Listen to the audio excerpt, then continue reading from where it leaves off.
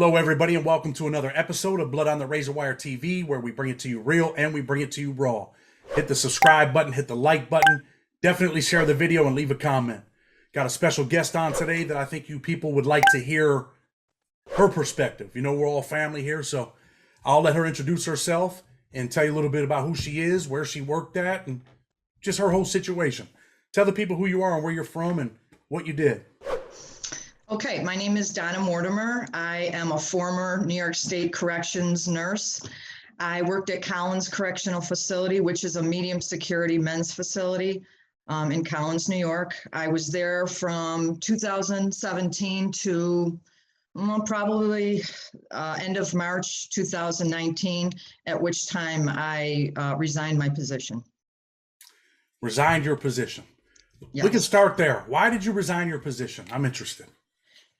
Basically, because I was expected to accept certain things about the job and unsee certain things on my day-to-day job that I just went against everything that I am as a Christian and everything that I am as a human. Can you tell me specifically what some of them things were? Yeah, I'll start with my training. I was hired as an evening and overnight nurse. I got my training in the day shift, during the day shift, and some of the first training I had was sick call. You know, the guys fill out their sick call slips and they're called the next morning for sick call. And I was being trained with a nurse who had been on the job in the jail for probably over 30 years. And this individual thought it was hysterically funny to take these just ridiculously long cigarette breaks or breaks between each individual called down. Sometimes they'd be out smoking. Sometimes they'd go up to the sergeants and the offices up there and sit there and just leave these guys sitting. One of my regular guys at night who took meds at night fell out on the dorm one day, and he had a seizure. And when I asked him, I said, this guy was managing his care. He was compliant with med taking. He was good at keeping his meds ordered on time. And so I asked him, what's the deal? I don't understand. And he said, I had a problem ordering my meds and I didn't get them in time. And I said, well, the process is to come to sick call and have it straightened out by the nurse. And he said, well, I did. He said, but they left me waiting there so long that I just gave up and went back to the dorm. So, and again, he wasn't injured, he had a seizure, but that kind of thing was unacceptable to me. That just stuff should not happen. And as a medical professional, you're ethically and morally, you're responsible for the people you're caring for. It doesn't matter that they're, in jail or not. And I took that very seriously. Well, that's probably because you had a career long before you went to work at a prison, right? What did you do before you went to the prison? Well, actually, no. I got my nursing license late. I was almost 50 when I got my license, and my only other job as a nurse was in a nursing home. So old people to jail, it was a culture shock, but I wasn't a very experienced nurse. And I definitely was called by God to be in a prison, and I was obedient to that, and I did it, whether I was afraid to do it or not. So New York State prison, like you just said, it seems like there's a lot of neglect. New York State prison is, historically known for, the cops, plain and simple, for beating prisoners up, neglect, not caring, treating people like shit. And like you said, you had an obligation and a moral obligation to do your job, to do what you were there for. Did you see a lot of people there that just didn't care, that they treated people like, who cares? They're prisoners. Who gives a shit? Definitely down in the shoe. Absolutely. There was a nurse that ran the sick call that didn't even give the courtesy of a face-to-face. She would just respond as she's going to the next cell. And not even the courtesy. It was the small things like that I just, they're not doing what they need to do. These people are set up to fail on a daily basis, Set up to fail on a daily basis. Isn't that sad? Very sad. By the time I had gotten to my shift at 3 o'clock, these men were literally up on those gates. Wanting to, either have a conversation, but they didn't even care if it was a negative, anything to get attention, anything to get heard. And this was every day. I mean, if it went quiet in the box, something was going to go on there, because it was every day. Do you think down there in the box, in the shoe, that sometimes the cops maybe wanted a little bit of action? They'd fire up some of the prisoners, maybe some of the mental health prisoners. Yeah. The torment and the poking and the prodding, and they knew which, and I'm not going to say it didn't go both ways, because sometimes it's just back and forth between the greens and the blues. Sometimes that's how it is, but somebody has to take the high road. And it was just, some of it was just ridiculous. You ever see when you were a night nurse, but you ever see where the cops were excited when they had to go cell extract someone, where they're like, yeah, we're ready? Yeah, you could feel the charge. No doubt about it. One example of that, anytime they were going to use chemicals for a cell extraction, we would have to get it approved by the doctor. So what the officers did was they let this guy go absolutely all day in this state that he was in. And then they called me in at the last moment, right before they were going to use the chemicals, and then said, maybe you can, talk this guy down. And I knew within 2 seconds, the guy was well past any point of negotiating and talking. I said, you're going to have your hands full even with the chemicals. I don't know what you're going to get from this guy, but they were raring to go, ready to go. They really did want to go in there and probably beat him up a little bit, right? Yeah, and it was very easy for them to say, oh, well, we called the nurse in, she couldn't de-escalate him. We did this, we did that, but it was unsuccessful. So now they're justified in going in with the chemicals and doing the extraction. So what they do is they really put it together where it's a bunch of bullshit so they can justify what they want to do. Absolutely. Yep. It's a sad situation, isn't it? Only because these guys are totally blocked on every single angle. I don't care how they go at it. And some attempt and they try to do it the correct way, and they are shut down every time. So then what's the point and what's the motivation to do the right thing? There is none. You ever feel like they're setting people up for failure? Absolutely. Yep. And that bothered you? Because when I got my civilian training, and most of it was done by officers, they specifically say in there, and they understand it because it's written in there, that you're dealing with individuals that are coming, some of them from very traumatic lives, and you need to be mindful of that. And you need to, what they wanted you to do was emulate behavior that you wanted incarcerated individuals to follow. But I didn't see anything from any staff member that was anything that you'd want to pass on to a violent offender. So I tried to be different. So do you think the training's a bunch of bullshit, all the stuff that they tell them, they just don't apply it? Yeah, that was one of my biggest things. I took that seriously, and I tried to do that every day, but yet nobody else is doing that. I don't get it, because that's kind of what the expectation was supposed to be. So. I was in a federal medical center, and same thing, I felt like the people, 99% of the people that work there, and, no disrespect to you, but the nurses that work there, the doctors that work there, I felt like they were inadequate, didn't give a shit, and they were down there getting a free check. Taxpayers are paying them to come to work, and they're pissed off they're at work. They're pissed off they got a job. And a lot of it too, and it is the clientele they're serving. They make no bones about it that, we're not going to, you couldn't, they would rather that you said no to everybody than, kind of pick and choose. And I just I couldn't do that. I couldn't, if someone was entitled to get something, I made sure they got it. Do you think other staff disliked you? Yeah. Yeah, big old yes on that one.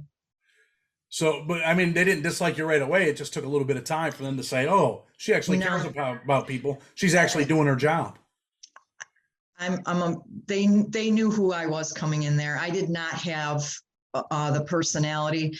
And one officer the very first day told me, he said, ma'am, he said, I don't want to offend you. He said, but you're not going to last a year here. You just don't have the personality to be here. And I was kind of shocked, but he wasn't wrong. It was about a year. So, but no, I don't want to be that then. Then I have no regrets leaving because I don't want it to be so long that I all of a sudden fall into that. I just couldn't do it. I respect you for that. I understand that. I'm not saying, I'm not a person that gets on here and bashes the cops, or I bash people that do the wrong thing. And we see so much of people doing the wrong thing that are put in these positions when, someone like my grandmother might think federal correctional officer, they've got to be pretty serious. Or, federal correctional institution, a nurse, they're probably really, top notch. They're taking care of people. And really, it's nothing like people think. Or New York State correctional officers, or New York State, nurse. And it's not happening. And especially now with COVID, and, there's plenty of people trying to get out of prison based on COVID, saying, hey, we're being mistreated. We're not getting masks. We're living in filthy conditions. I lived in prison when COVID took off, and the prison I was at was one of the hardest hit prisons. It was at FMC Lexington. It was a bunch of old people were dying. I seen people being ran out on stretchers. And, judges, they're probably thinking the same thing. Most of them, oh no, they're doing everything they can in the Federal Bureau of Prisons to take care of people, when they don't even know the half of it, do they? No, and I can't speak to federal prisons, but I'm sure it's similar. They're not given antibacterial soap and any disinfectant to wipe down. It just doesn't happen. It doesn't happen. So being that you're working as a nurse at the prison, was there ever a time where there was staff kind of, in a physical altercation between staff and prisoner, whether it be in the shoe or you had to do the checkup? You ever have that type of thing happen? I did. I did see a use of force up on side one. That was interesting. That was my first, and I could hear the scuffle in the hallway, and when they secure you in the nurse's station, that something's about to pop. And so I watched 3 officers bring this young kid into one of the obs rooms.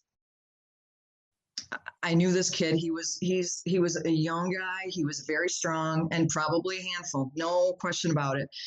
But I saw 3 officers go in, and then I saw another, and I saw another, and I saw these officers just stepping over each other to get in here. And I could hear this kid screaming. And that's when you hear the skin hit the concrete. And the scream was just, it was just very disturbing. So after the use of force incident, and they took the guy to the box, the sergeant approached me and said, can you document on the use of force paperwork that this particular inmate had an existing injury? And I said, no, I'm not gonna say that he had something there. First of all, I couldn't verify that because I never assessed the guy. Yeah. The second thing with that is when you do the assessments of everybody involved, you're supposed to examine the officers as well. Well, only 3 officers came into the nurse's station. I said, so that's everybody? Yes, ma'am, that's everybody. And I repeated it because I'm like, nah, and yes, ma'am, that's everybody. So right off the bat, right there, if you're willing to falsify and not be honest with the documentation with something, a small little thing like that, then what else are you doing? And there's other things, the suicide attempts in the shoe. I want to talk about that in a minute. I want to continue to talk about this thing with the cops. It angers me because I was in New York State prison as well before federal prison, and I know what it's like. I know that the cops have a reputation to beat the shit out of people. They got, them wood sticks that they'll whack you with them like it's nothing. And these people, they go in there and they beat this kid down. You hear him screaming. You knew the kid from interactions. Did you have to assess the prisoner after? Yes, and there was nothing, again, nothing, the injury they were talking about was they broke his tooth. Okay, so I mean, again, it wasn't a showstopper, but the point, it's just the point, because maybe this time it wasn't, but if you're capable of going in there and doing that, Yeah. it just, either way, it's not right. Do you think they needed 7 or 8 cops to go in there and beat this young kid up? No doubt the kid was a handful, but no, no. And then you heard him screaming. I mean, Scream. I want to Yeah. ask you a personal question. Are you a mother? I am. And You have a that's son? exactly what I thought. Yeah, I do. I do. And I said, this kid doesn't matter. He was 20. And all I could picture was, what would this kid's mother be thinking right now? Because I know this is going right through me. So, yeah, yes, So that stuff probably affected you. very much. Suicide happens, right? Happens in the prison system. You ever had to respond to a suicide? Because I know you were just talking about it a little bit. I had several unsuccessful. And the last one that I dealt with was a young kid who, hit the razor blade on both sides of his neck and then swallowed the razor blade. And again, when you're doing the paperwork for the watch commander, medical has to sign off on that situation, whether it was staff manipulation or a real true suicide attempt. So as I'm speaking with the watch commander and he's asking me, well, how are you going to sign off on this? And I said, well, he slit both sides of his neck and then swallowed. I said, to me, that's a true suicide. And I said, and at least it's a cry for help. If they're going to go to that extreme to get some attention, even if they're trying to get attention, that's still a cry for help. And as I'm explaining this, it was probably a lieutenant, said, well, yeah, that's true. But you see, if we document that to the state that there's this many men that are trying to hurt themselves, then we have to explain why. I'm like, so you want me to say that it was staff malingering so you don't have to explain? Maybe someone needs to be looking into why so many of these young guys are trying to harm themselves. No, it's unacceptable. You ever have any prisoners try to strike up a relationship with you? Absolutely. Yeah, many marriage proposals, many notes written. And like I said, I wasn't somebody that took my little ticket book down there. I knew that there were things that I could absolutely write them up about. I had a young kid that would make a little toilet paper rose for me and leave it at the hatch window every time I was working. Was he supposed to do that? No.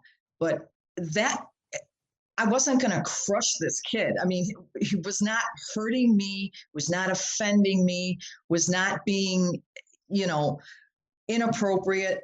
So those kind of things, the note writing, I need a friend, or, I mean, I just, some of them are so desperate for a friendship, a companionship. And yes, obviously some of it's, you can't encourage some of it, obviously, but I never wrote them up for stuff like that.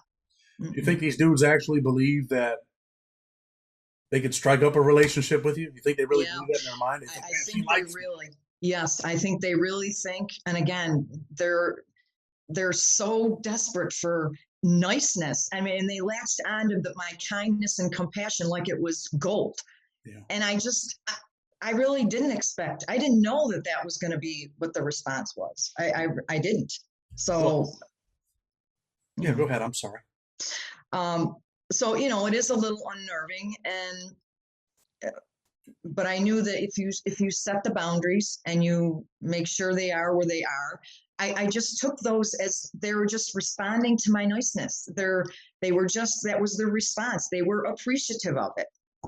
So, I mean, that might be my naivety thinking, don't take it serious. They're just being, but in my mind, that was their response to my being kind, so. I understand how people are starving for companionship or friendship. And, you know, I've been in prison where, and I laughed when you were talking about it because I've been in prison where, you know, I've had, you know, a cellie before was like, man, she's feeling me. And I'm like, sure she is, buddy. You know, yeah, sure. Like he really believed that, you know, I was in FMC Lexington and there was a beautiful correctional officer, a cop. She was a Mexican girl. And he just swore that this girl was digging him. And I just, yeah, I don't know. I've seen it. So, but what do you think bothered you most about the job? I guess what bothered me most was the lack of, you know, just there's no, they don't have any kind of humanity. They don't honor that at all. There's no restorative, any kind of thing like that going on at all. It's all meant to defeat and keep them in that cycle of defeat, depression. I mean, just total breaking down of their spirit. And I can't, I just couldn't do that. So you feel like do you feel like they hate, like they teach people to hate prisoners? Because that's how I felt. I felt like when I was in New York State prison, I felt like the chaplain hated us. The people that gave you the clothes at the state shop hated you. The nurses hated you. The cops hated you. Everybody hates me. And you don't even know me, but you hate me. That's it right there. You don't know them. And, you know, I'm not saying that there's not manipulation. They're not motivated by something they're running, but you have to look beyond and I really worked hard at trying to really understand who they were as people. I had to put all that other stuff aside and, you know, I didn't pay attention to the charges and what their crimes were, although I knew them, but I didn't, you know, I really tried hard to deal with the actual person. You know, I always say that people are better than their worst action, you know, better than the worst thing that they've ever done. And, you know, there are some bad people, but for the most part, let me tell you something, everybody's not in prison trying to manipulate the cops or manipulate the nurse or, you know, that's just a false narrative that they've been preaching for years. You know, most people are just normal people. We got mothers and we got fathers, most of us, and that are alive that we interacted with. We got sisters and brothers and children. And, you know, we just made some bad choices. And unfortunately, those bad choices landed us in prison. That doesn't mean that, you know, the punishment comes from the court. And you see so many cops and so many correctional staff that it's like they want to turn the screws. They want to impose punishment. The punishment came from them. Their job is to supervise. Working as a nurse. To supervise. Yes, and the whole idea behind corrections is I wanted these individuals to almost learn how to self-correct or have some kind of awareness that their behavior does affect other people and to kind of draw them into wanting to change themselves. You can't force them. You can't, I mean, you know what? It does work. If you can force people to comply, but is that really the end result that you want? I think that's dangerous.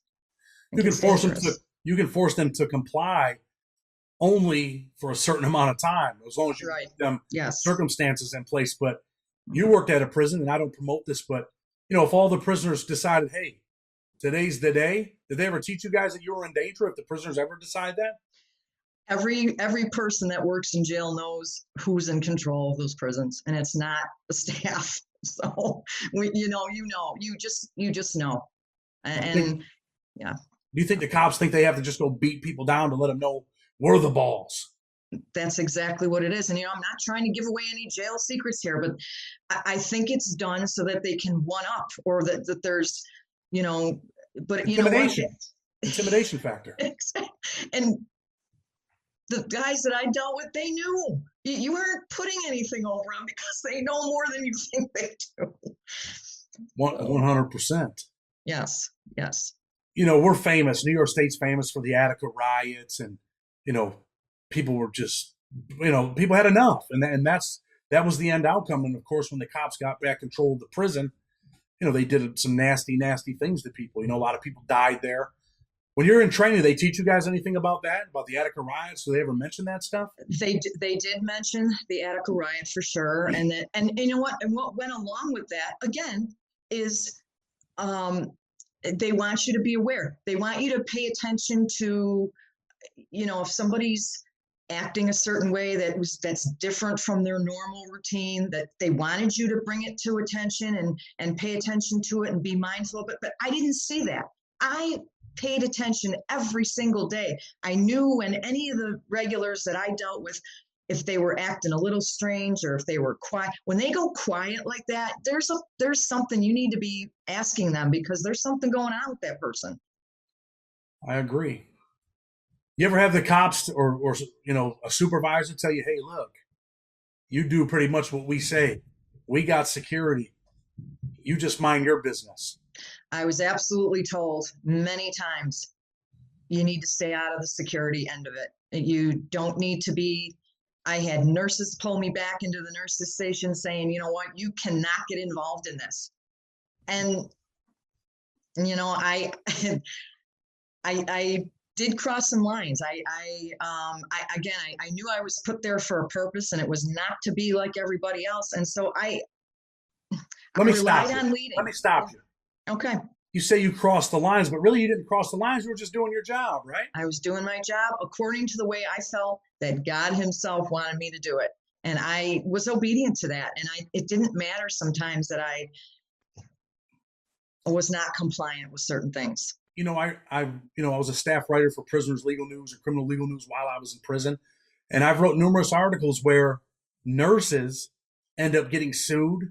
They end up sometimes going to jail because they falsified documents, doing exactly what the sergeant asked you to do. Had you falsified a document and someone died, you might be sitting in prison yourself, right? Exactly. That goes against my license. And that's why I told him, Mike, this is my license that you're putting on the line. And I'm not. Another example that just came into my brain right now was I had a sergeant challenge my assessment on an inmate. He was absolutely positive that this kid was strung out and he was high, and we need to send him to the box. And I said, no, there's something medical going on with him. And he kind of was visibly unhappy with my decision to send this kid out, but he had double pneumonia. When I sent him out, he wound up having double pneumonia. So if I had listened to the sergeant or been intimidated by that, who knows what could have happened to that kid? And I just, no way. You ever have him swear at you or anything? Get really pissed off when you say, no, I'm not going to falsify a document? Not to my face, but I was aware of things said behind my back. So, I was in Comstock. I was in Great Meadow Correctional Facility in Comstock, New York, right? Maximum security prison. I've actually seen two cops fist fighting before over stuff like that. You ever have instances where cops get into it? All I saw was bullying. I saw a bunch of and they were shoe people. They would hang up these vulgar, nasty, mean jokes about this officer and just torment this kid. And I saw stuff like that. It was just unbelievable. They got their own little culture in there, their own little crew, don't they? They do. You ever think they were criminals? Sometimes you would have to wonder because this one's being respectful, but yet you are not. So which side? Many times I would question it many times. I'm sure. So I don't know if you want to say now, but you end up leaving the prison. But are you working now? What do you do now? What field are you? I no longer work as a nurse anywhere. I am full-time advocacy work. I work on the state level with the Halt Solitary campaign, and on the federal level, I just started working with Prison Fellowship Ministry. It's my call, and it really wasn't about the career or the job. This is my call, and these are the individuals that I'm called to serve, and that's what I'm going to do. I didn't know that before we did the interview. I respect that, and I appreciate that. Yeah. Anything you want to say before we close the show? As a Christian, I would have to tell anybody that's on a destructive path that could possibly land you in prison, turn away and turn your life over to Jesus, and you don't want this. You do not want this lifestyle, not by any stretch. You've been there. You've seen it. You've seen how people are treated.